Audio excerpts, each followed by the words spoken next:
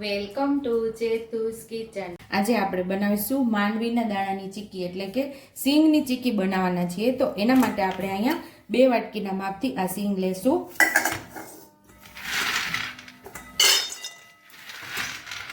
તો અહીંયા આપણે 2 વાટકી ભરીને સિંગ લીધે છે।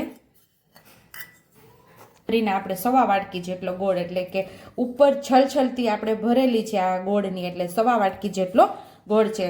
તમે 1/2 વાટકી જેટલો પણ ગોળ લઈ શકો છો। ઓછું વધતું તમારે ગળપણ કેવું ફાવે છે એ પ્રમાણે ગોળનું પ્રમાણ તમે ઓછું વધતું કરી શકો છો। મેં અહીંયા 1/2 વાટકી જેટલો ગોળ લીધો છે અને 2 વાટકી આપણે માંડવીના દાણા એટલે કે કાચી સિંગ લીધેલી છે।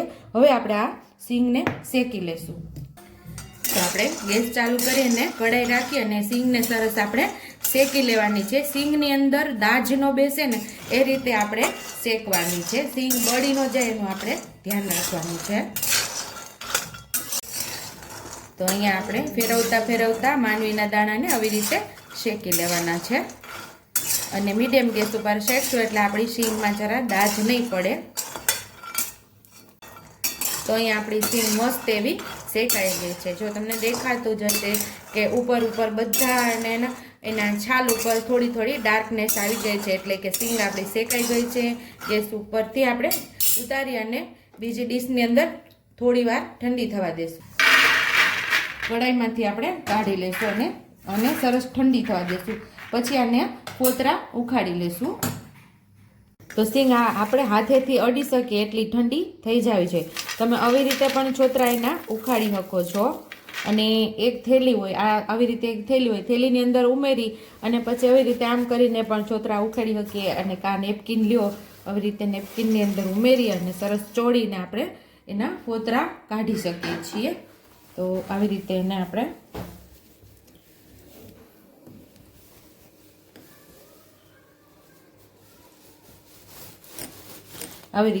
ચોળીને એના ફોતરા ઉખાડી શકીએ છીએ। તો બધી સિંગમાંથી આવી રીતે આપણે ફોતરા કાઢી લીધા છે અને આવી રીતે આપણો જે જાડો હોય એની અંદર આપણે આવી રીતે ચાળી લેવાનું। બધા ફોતરા નીચે નીકળી જશે। જો આવી રીતે આપ કરી અને ફોતરા સાફ કરી લેવાના તો બધા ફોતરા નીચે નીકળી જાય અને બધી સિંગ આપણે ઉપર રહી જશે। આવી રીતે બધા જે કોક રહી ગયા હોય એને આવી રીતે પ્રેસ કરી અને કાઢી નાખવાના। તો આવી રીતે બધી સિંગને આપણે સાફ કરી લઈશું। તો અહીંયા આપણે ગેસ ચાલુ કરીને કઢાઈ રાખી છે। તો 1 થી 1.5 ચમચી જેટલું આપણે ઘી ઉમેરશું। એમાં ચોખ્ખું ઘી ઉમેરવાનું છે અને હવે આપણે એમાં ગોળ ઉમેરી દેવાનો છે।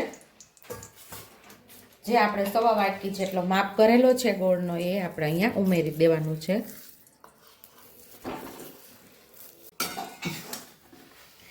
હવે આપણે આ ગોળની પાઈ લઈ લેવાની છે। અહીંયા આપણે દેશી ગોળનો જ ઉપયોગ કરેલો છે। તમે બજારની અંદર સ્પેશિયલ ચીક્કીનો ગોળ મળે છે એનો પણ ઉપયોગ કરી શકો છો। હવે આપણે આ સરસ પાઈ લઈ લેવાની છે। આ ઘરનો જ ગોળ છે, દેશી ગોળ લીધેલો છે આ।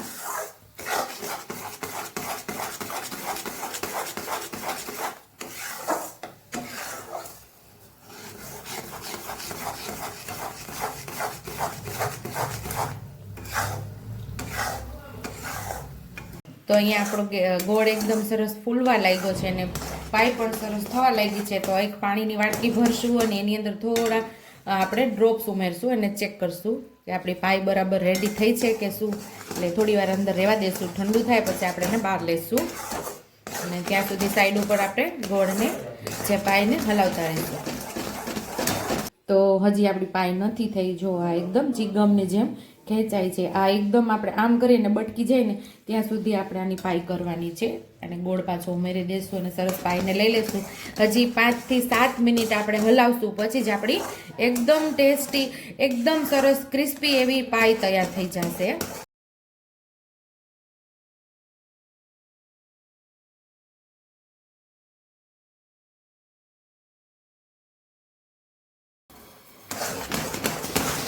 અહીંયા આપણે પાઈ થાય છે ને 5 મિનિટ થઈ ગઈ છે। હવે આપણે પાછું ચેક કરશું।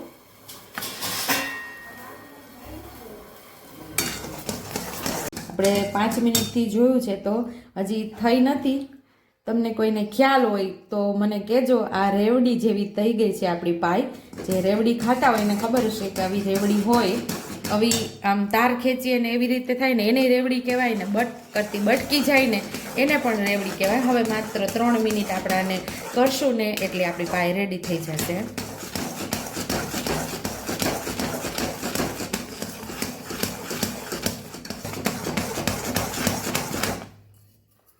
હવે પાછી 3 મિનિટ થઈ ગઈ છે. પાછું આપણે ચેક કરશું.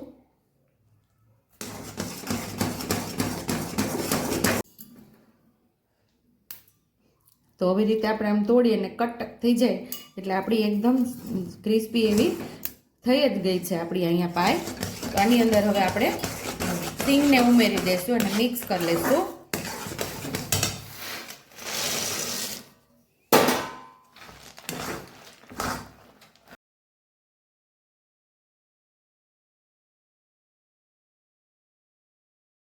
જેવી બજારમાં મળે એવી જ આપણે સિંગની ચીકી તૈયાર કરવાની છે. ગોળનું માપ બરાબર એક્ઝેક્ટ જ છે, તમારે ઓછું વધતું કરી શકો છો. આપણે પાય સાથે એકદમ સરસ મિક્સ થઈ ગઈ છે. અને મેં અહીંયા પ્લાસ્ટિકની થેલીની અંદર તેલ લગાવીને રાખી છે. એની અંદર આપણે ઉમેરી દઈશું.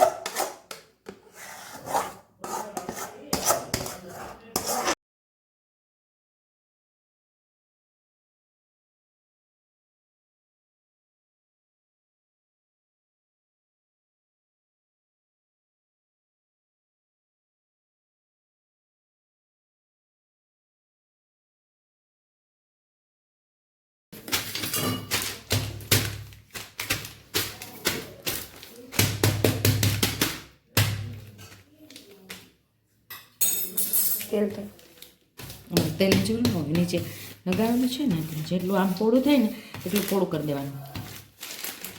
અહીંથી પકડી રાખવું, કારણ કે આ થેલી છે ને પ્લાસ્ટિકની, એમાં ચોટે નહીં. બરાબર. હવે આપણે એને જેટલું વણે ને એટલું વણી લેવાનું. હળવા હાથે જેટલું પતલું થાય એટલું કરી લેવાનું. 1 મિનિટ આમ જો ચોટે નહીં અને આમ સરસ વણાઈ જાય. આવી રીતે સેટ પણ કરી શકીએ. જો ગરમા ગરમ હોય તો ઓમ ન કરી શકીએ આપણે.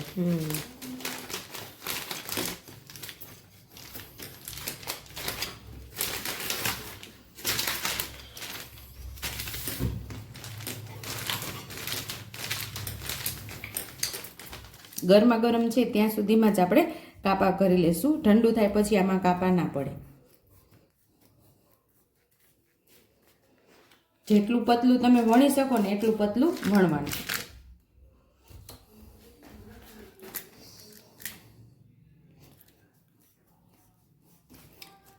ગરમ હોય ને થોડું થોડું ત્યાં તમારે ફટાફટ કાપા પાડી લેવાના. પછી સહેજ ઠંડુ થાય એટલે તો તમે હાથેથી એને બટકાવી શકો છો. એટલે આપણે બટકાવે તો બટકી જાય એવી મસ્ત એવી આપણી ચીકી તૈયાર થશે.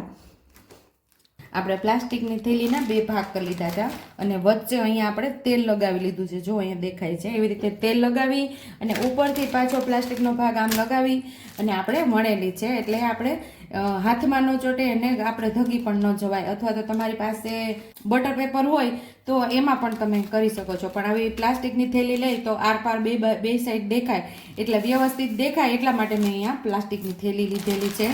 તો અહીંયા જાતે જો એકદમ મસ્ત એવી ઉખડવા લાગી છે. તો તમને આમ મૂકતા જ અવાજ આવે તો તમને એમ થતું જશે કે મસ્ત એવી ક્રિસ્પી આપણી ચીકી તૈયાર થઈ ગઈ છે. આવી રીતે આપણે અલગ કરતું જવાનું છે.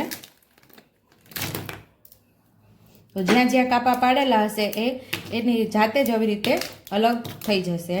મસ્ત એવી ક્રિસ્પી ચીકી આપણી તૈયાર થઈ ગઈ છે. સર્વિંગ પ્લેટમાં હવે સર્વ કરી લઈશું. તો ટેસ્ટી એવી આપણી સિંગની ચીકી તૈયાર છે. જો તમને મારી રેસીપી પસંદ આવી હોય તો મારી રેસીપીને લાઈક કરજો, શેર કરજો, સબસ્ક્રાઈબ કરજો, બેલ આઇકોનને દબાવતા ભૂલતા નહીં અને કમેન્ટ બોક્સમાં કમેન્ટ કરજો કે મારી રેસીપી કેવી લાગી. તો આવજો.